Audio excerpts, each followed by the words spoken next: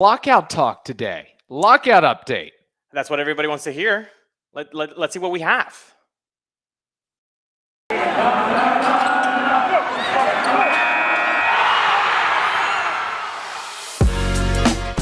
You are Locked On Rays, your daily Tampa Bay Rays podcast, part of the Locked On Podcast Network, your team every day. Hello, my name is Kevin Weiss. I'm Ulises Sambrano, host of Locked On Rays, part of the Locked On Podcast Network. Thank you for making Locked On Rays your first listen every day. And remember, Locked On Rays is free and available on all platforms, including YouTube at Locked On Rays. I think we're still at 194 subscribers. We're trying to get up to that Mendoza line, trying to get up to the Mike Zunino line there. So please subscribe if you can.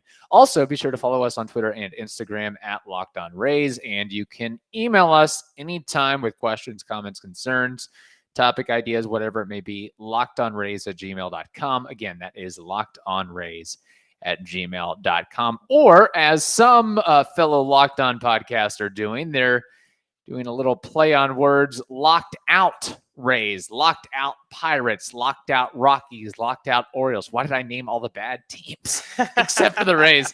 Locked out Blue Jays, I guess. There we go. So, yeah. Isn't spring training supposed to be relatively soon? Weren't we supposed to have Fan Fest relatively soon?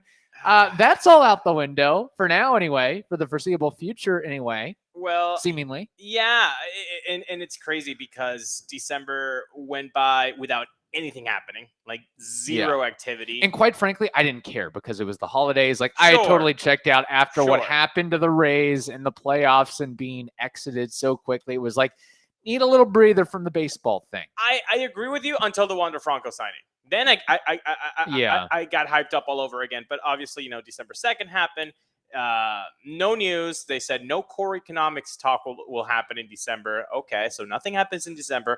It flies by. January, nothing really happens. A lot of like, here's our counter proposal. Here's our proposal, and then here's a government mediator. And now, in a few hours, we're going to hear what Rob Manfred is supposed to be saying in front of a microphone. What will that be? Will that be, hey guys, we're singing Kumbaya, everything's okay? Or will it be, baseball is going to be delayed? What do you think, Kevin? I think it's going to be the latter. I think it's going to be the latter. A couple months ago, I thought, okay, they won't do anything in December. January will probably be slow. But now we're into February. Yeah. I think the season is going to get delayed and we're going to miss some ball games the way that this is tracking right now. I don't know how many. Yeah. But I would find it hard to believe that we're going to have a full 162. It doesn't look good. But I don't think we're quite there yet. Okay. I'm a little bit more optimistic. I think you can have spring training be 4 weeks long and then still have March 31st. So really, realistically, if there is a deal on March 1st, I think nothing's going to get delayed. However, that doesn't mean that you're going to see Garrett Cole, Shane McClanahan, and Walker Buehler pitch 7 innings. I think they're going to be babied a little bit for the first couple starts, just kind of treated like a little spring training action, which is okay. I think we'd rather have that than miss games. Right. But that's, I think, still a possibility. I wouldn't put a lot of money into that possibility, though. Yeah. It just seems like there's still a lot of animosity between both sides. I mean, you have Marcus Stroman calling Manfred man clown. Like, I feel like after putting that out there, like a deal's not going to get agreed upon within the next week or so. Yeah, it doesn't look like they're singing Kumbaya. Yeah, I think even Garrett Cole tweeted out today, like, we're all 100% in the same side, like players-wise. Yeah. We're all together on this. That doesn't seem like we're together on compromising with MLB and their owners. It seems more like we know what we want. We've made it clear to the owners what we want. Yeah. We'll wait. And so, again, when we talk about Manfred speaking in a few hours, what will he say? Right. Yeah, and so he'll be speaking from Orlando then. Yeah, either Orlando or he takes his private jet and talks from New York. I don't know. That's interesting. Maybe from the golf course in Orlando. I don't know. Do you know a good golf course in Orlando? I think there's many, many, many good golf courses and many, many, many expensive golf courses in Orlando. And I'm sure that the MLB owners are taking advantage of that. That's the other thing, too. They're in Orlando for quote unquote meetings. Something tells me there's not a whole lot of business and brass tacks being done. It's a lot of drinking by not the beach, but by the pool and playing golf and smoking cigars and enjoying that Florida sunshine, if you will, as opposed to getting things done. Look, the owners will always have the advantage in the sense that they can always play hardball and they can always bleed out the players. Like here's my problem with this whole thing. The union executive subcommittee, the Garrett Coles of the world, the Max Scherzers of the world, the Andrew Millers of the world, those guys are unified. Those guys can sing the same tune because they've made a lot of money in their career. Some of those guys, who else is in there? Lindor, Paxton, Jason Castro. I mean, Zach Britton. Those guys are pretty much set in their careers. It's the rank and file players that are going to be, little squeamish in a month or two, where the Mike Brassos of the world, the Colin Pochets of the world, the Josh Flemings of the world, the Lewis Heads. Yes. See, so that's what the 90 to 95% of MLB players, as opposed to the guys who are really, really set. So this is my issue when on anti-social media you see baseball fans say something like, "Oh, it's millionaires versus billionaires." Like, Are we really calling Lewis Head a millionaire right now? Yeah. Are we with a straight face? You're, as a Rays fan, right? You're going to knowing his story, you're going to call him a millionaire. If that's your take, you probably should not be watching baseball. Yeah. Get another sport. Right. That should not be the take. I'm sorry. Yeah. That should not be the take. So, look, people focus on the $300 million deals, on the $400 million deals, the 250, and okay, fine, but that's like 0.5% of what makes up MLB. And that's kind of the problem with this thing, is because a lot of these guys that are the decision makers in the union, they're Scott Boras clients, they're established players, and they may have, at the end of the day, a little bit of a different time frame and timeline and priorities than Jalen Beeks, if you will. Right. So, exactly. Are we calling Jalen Beeks a millionaire? Now, in the players' defense, not in their defense, but giving them credit, you have the big names that are being outspoken, but even the Colin Pochets of the world are being outspoken. So at least they're showing off that unified front in some sense. And I sort of like it. I embrace it. We've said this before, where it's like, I'm tired of the era of players not saying anything, of just giving canned press conferences and answers. The Derek Jeter answers, Yes, I mean, he's an example for sure. Being totally guarded. Like, that's why it was awesome to have Colin Poche on our podcast, because for an hour and a half, pretty much, he let loose. He talked about, there was no question or topic off limits. So for them, and that's part of the gig too. Like, oh, you want to get an endorsement, you want to get a sponsorship, you want to increase your profile and social media presence and become a figure as opposed to just a ball player and an athlete. Like, if you want to become a personality, like a lot of guys in other sports do, as opposed to baseball, you sort of got to put yourself out there a little bit. Yeah, you have to put yourself out there. And I think a lot of players have embraced that in recent years, and that's good to see, because you can't judge these guys of their numbers in the back of the baseball card. That's ridiculous. Like, these are family men, these are human beings, and we treat them like they're just machines in a video game. So that's always nice to see. But going back to what could happen with this press conference, man, I don't feel particularly good about it. I think it's going to be something like we're going to have to pick up on a basketball team. If you don't have a basketball team, you're going to have to pick up a soccer team if you haven't yet, or watch minor league baseball. I think the guys are are dug in. They know what they want. Right. And they want MLB to at least be polite enough to meet them 30% of the way. Because as of right now, they've met them 2% of the way. Yeah. We've got much more of this discussion coming up, but Ulises, we have to inform the listeners out there about Built Bar. Maybe that's what Rob Manfred needs. If he wants to give a enlightening press conference, he needs to get his energy up a little bit. Don't just imagine all the media in their underwear. You also have to have some sustenance. Maybe a Built Bar would help. And Built Bars are indeed what you need. They're low calorie, they're high protein. You can replace your candy bars with all of these. I mean, they are just better. All Built Bars are covered in 100% real chocolate. You have to go to built.com to get these bad boys. You scroll down to the macros chart and you're going to be blown away, because most Built Bars contain 130 calories, 4 grams of sugar, 4 net carbs, and 17 grams of protein. So these are just delicious. So again, you got to go to built.com. Use promo code LOCKED15 and you get 15% off your order. You got to use promo code LOCKED15 for 15% off at built.com.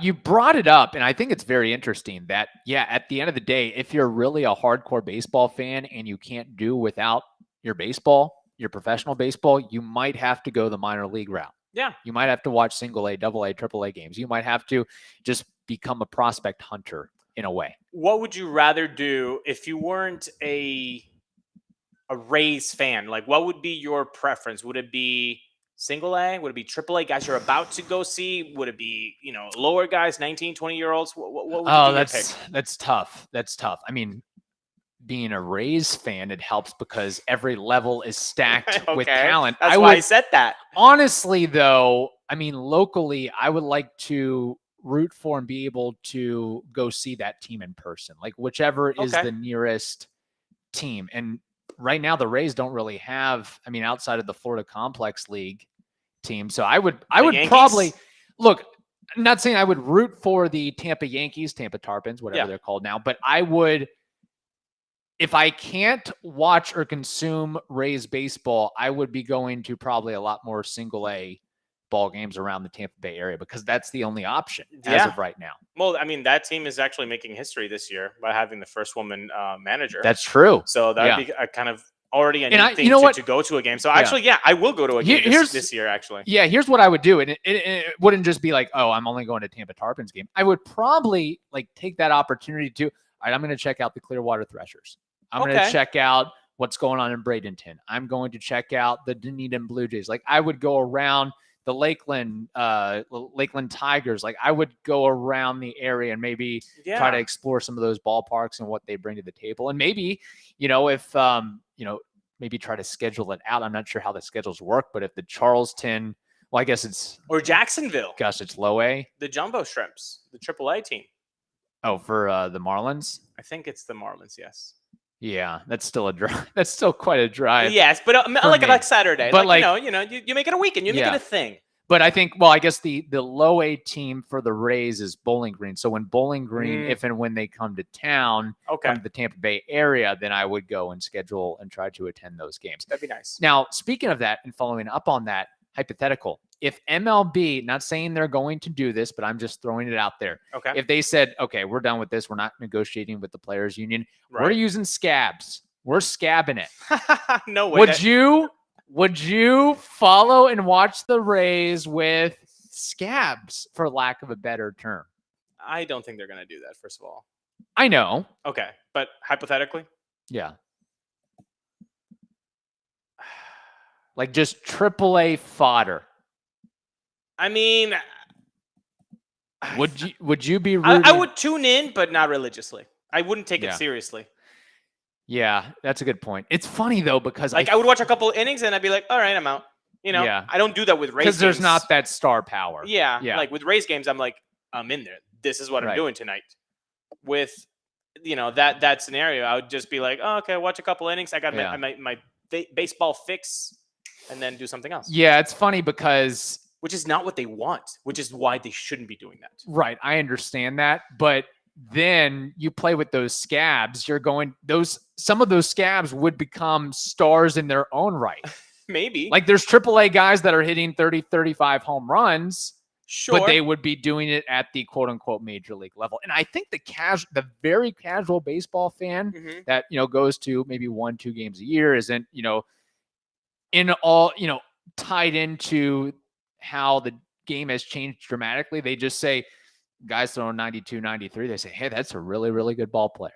They wouldn't even, I don't even know if they'd really make that connection of watching on the field, how much of a difference the scab is from a major leaguer. I agree with that take, except for the earlier premise. I think that with this lockout and bringing up scabs, that type of baseball fan, say goodbye to them, MLB, because they are gone. Right. Yeah. They're gone. They're there for the Tatises. They're there for, the Ronald Acuna Juniors. If you're in the Tampa Bay area, you're there for the Wander Franco. If those guys are not there, they say goodbye. I'm watching the Magic, even though they suck. Or I'm watching, Kobe at 10 p.m. on ESPN Plus. Yeah, that's where they're going. So that's the biggest issue right now is that the diehards, we're gonna be there, man. We're gonna be there, but you need more than diehards.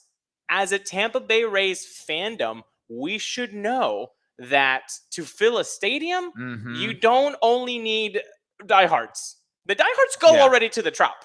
Yeah, you just need the casual fan, and it works the same way with TV. They're not going to be clicking in if it's, lockout, scabs, all that stuff. Besides the scabs, the other easy way to bring the casual fan into a Rays stadium is relocate that Rays stadium into Hillsborough County. I've never heard that before. It might work. Crazy. Crazy. Wait, so you're saying that putting a stadium next to just a huge body of water where nobody actually lives except for mermaids and dolphins, that's not a good idea for a stadium location? That's what I think we've learned over the last 20, 25 years. What's funny about all this is that with the MLB owners in Orlando, you have Mike Bianchi with the Orlando Sentinel putting out the same garbage and crap that he always does every year about bringing an MLB team to Orlando. It's not going to happen in a million years. Like, no, it's not. I'm sorry. You can just... that area lost a minor league team. So let's not even start with that. But moving along. Okay, so...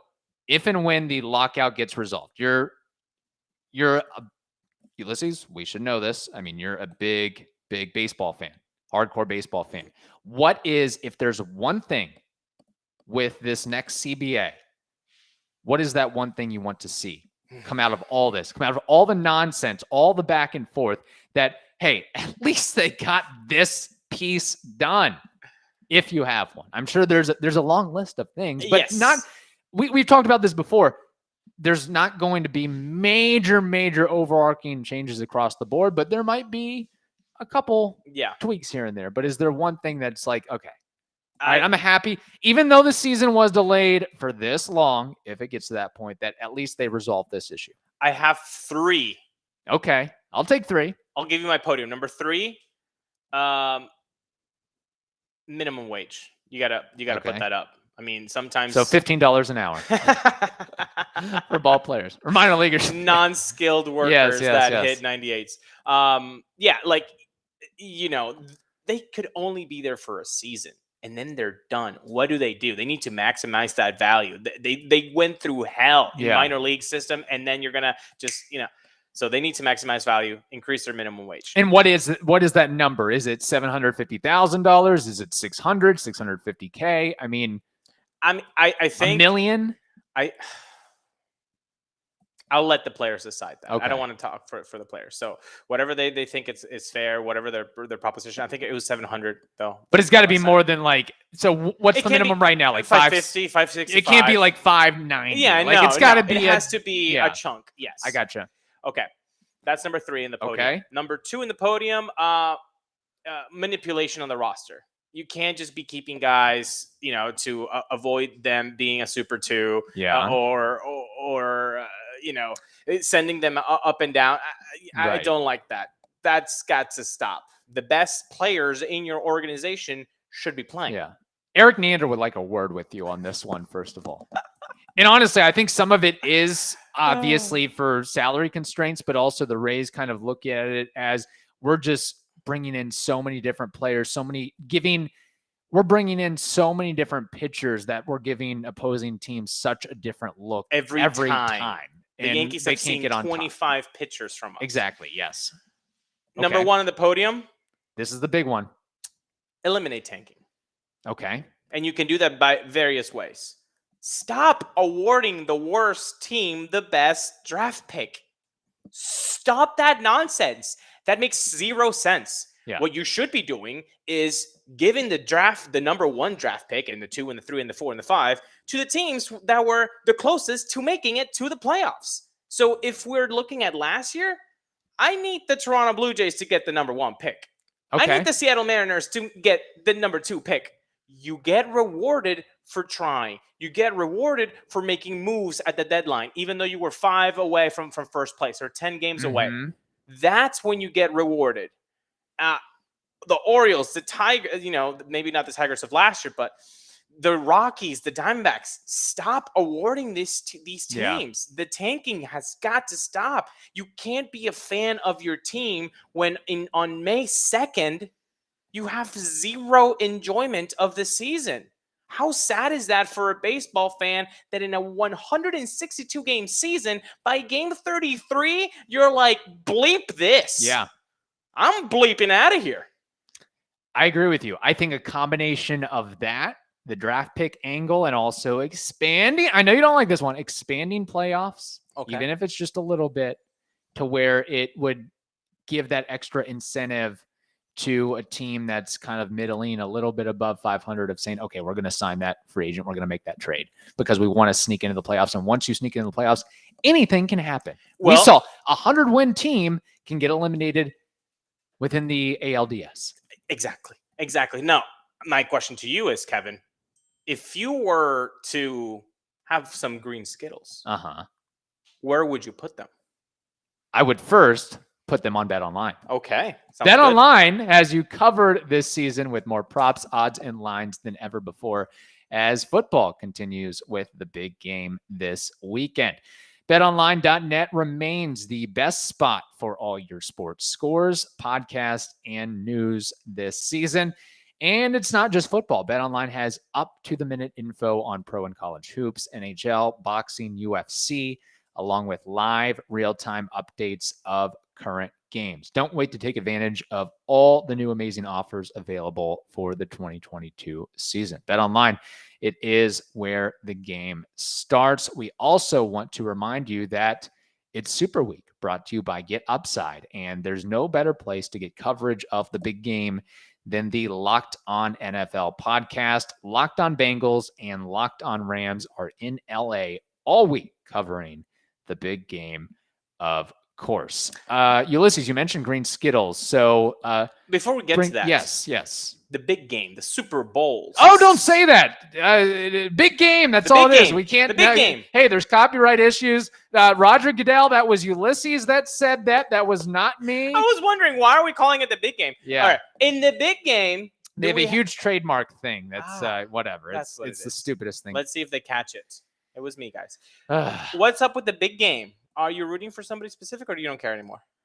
I honestly, quite frankly, do not care anymore. After the Bucs got eliminated and Tom Brady retired, I'm like, all right, I'm out. I guess I'm going to be watching some hockey and watching some college. Is that how much Bucs fans feel like F this? Yeah, and after what, honestly, I mean, I've kind of discussed this already, watching the Bucs and the Colts, like they looked like they had so much momentum, and then they just crapped the bed and missed the playoffs. Like they lost to the Jaguars in the, I think, final regular season game. We watched that. Yeah. That was a freaking disaster. And I mean, you should have just like shut down the team and relegated them to, I don't know, Division III football after that. It was that bad. So, football, it's been a rough ride as of late with the NFL thing. But if I have to give an answer, I will root for the Bengals just because. Yes. Yeah, that's. You got to give it to the team that never gets anything. I wouldn't have expected the Bengals to be in the Super Bowl. Yeah. So I'm going to put it like that. Yeah. There you go. We know the Rams have been good and so on and so forth. So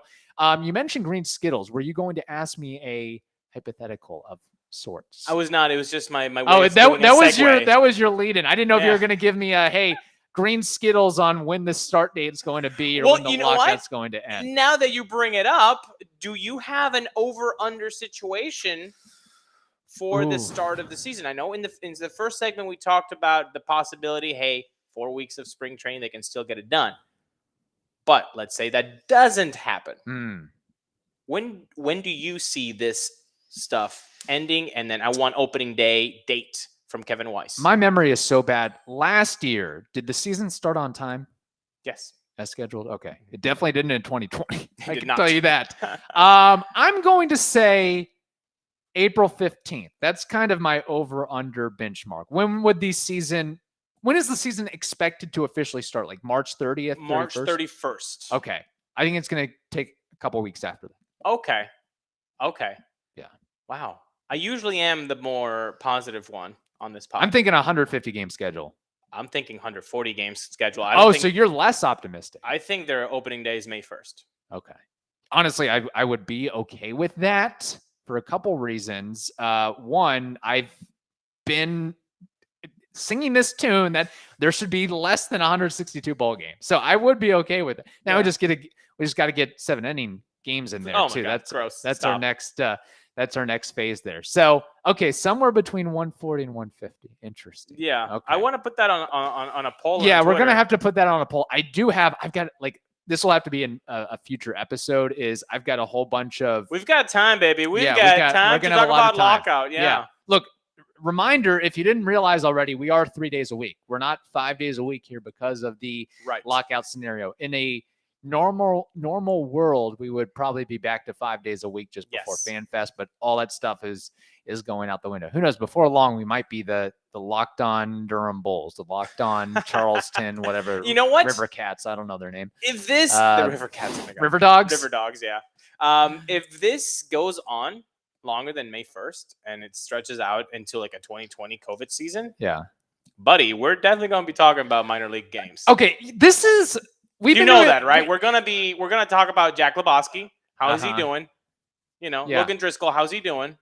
Ford Proctor, friend of the program. Blake Hunt. Hopefully, we'll be having more guests on. I can guarantee you that. You wonder. People are like, "Why'd you have so many guests on during the month of January?" Well, because there was a lockout. Nothing was happening, and I think people enjoyed it at the end of the day. I hope so. I enjoy doing those interviews. Had a personal issue. I started a new job, so it was like, "Hey, we gotta kind of put some stuff in the can." But that's neither here nor there. There's a lot.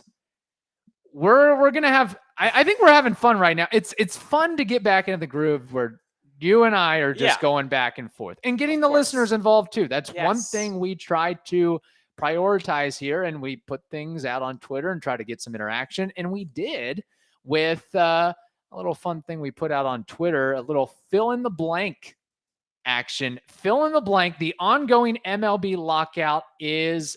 And we got some funny and interesting responses here. Giola says, going on way too long. I agree with that. El Bushman says, stupid man clown. I guess that's the new nickname for Manfred. It's an easy one. Yeah, it's an easy one. Jeff Williamson says, disheartening. Kenton says, I'm not going to say what he says, but he says, number one, bull crap. I guess that's a way to clean it up. Is he doing a Kucherov? Oh, that's right. Yeah, great to pick up. See, Ulises, biggest hockey fan. People will say to me, Ulises, you're the biggest hockey fan. You know how to slap it. Yeah. And I'm like, you know what? I do know how to slap it. You know what icing is? You like talking about blue lines and fourth lines. And I love penalties. Yes, you do. Yeah. Yes, you do. Power plays, everything. Chris says, rather annoying. Seriously, they should have had this ready to agree on prior to the CBA ending. Yeah, that was not going to happen. M Glazer 21 says, here to stay. Yep. Matt Germain says, killing MLB at worst possible time during the Olympics, Super Bowl, MLS start, and Soccer World Cup upcoming, qualifying in progress. I'll say this. I don't care, haven't focused on the Winter Olympics. MLS, my feelings about soccer, couldn't care less. Super Bowl, I get that. Easy. Oh, yeah. He said, man, now I'm. Oh, thank you. I'm going to be sued. My gosh. I was carrying that guilt all over like, oh, man, I'm the only one who said it. Okay. I was just reading what Matt Germain was saying. Right. So that was not my, I was just quoting him. Nobody twist those words up there, but you get my point. It is what it is. David Lopez says the lockout's not going to be ending anytime soon.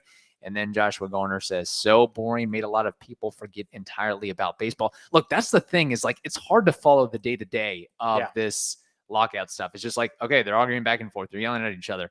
There's not much progress here. So it's like, okay, new day. There's not much we can go off from here. No, and that's why this is going to be a very interesting day. Yeah. See what Rob Manfred says, Mr. $11 million clown. Yeah. Rob Man Clown says, Mr. $11 million a year. That's what he makes. I think so. Yeah. So he makes KK money. He makes KK pretty much, or KK makes Rob Manfred money. I don't know which one should be embarrassed about that. Well, I can tell you one thing: the Rays aren't trading Rob Manfred; they will be trading Kevin Kiermaier, probably. Well, there you go. At some point. Yeah. So there's a lot more. Look, there's always things we'll find to talk about with baseball and the Rays and otherwise. And Topkin he's not really reporting anything, but he does give you some tidbits every once in a while. I'm sure that if he listened to the episode yesterday, that was all Ulises. That was all. He's going to block me, and that's unfortunate because I do enjoy Mark's writing. I'm just saying, I said what I said. No scoops. On that note, thank you for making the Locked On Rays podcast your first listen every day. Now make your second listen the Locked On Bets podcast. That is also free and available on all platforms. Hope you all have a wonderful day. Stay safe. And we should note, technically we have a guest on tomorrow's show. That is Tyler Parker, listener of the program, who won the Locked On Rays Fantasy Football League. So we're going to bring him in as a third co-host for the day and have some fun with him. So stay tuned for that. All right. Talk to you.